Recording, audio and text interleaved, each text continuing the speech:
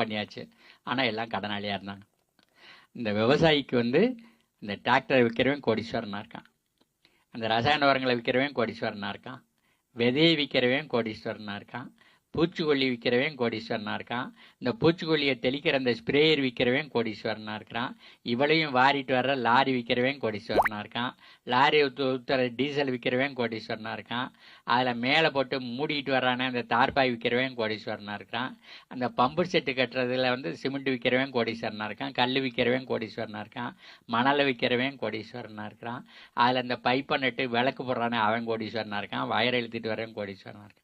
இந்த விவசாயி மட்டும் என்ன பண்ணுறாருன்னா, வாங்கின கடன் தவணை பாக்கி இருந்துக்கிட்டே இருக்கு. இவர் நினைக்கிறாரு நம்ம பட்ட கஷ்டமெல்லாம் போதும், நம்ம பிள்ளை இந்த கஷ்டப்பட வேண்டாம், எங்கேயாவது போய் எப்படியாவது பொழைச்சிக்கிட்டு இருக்கான். இவனுடைய நெல்லை வாங்கிட்டு போய் விற்கிறவன் கோடீஸ்வரன், நெல்லை அரிசியாக்கி விற்கிறவன் கோடீஸ்வரன், அந்த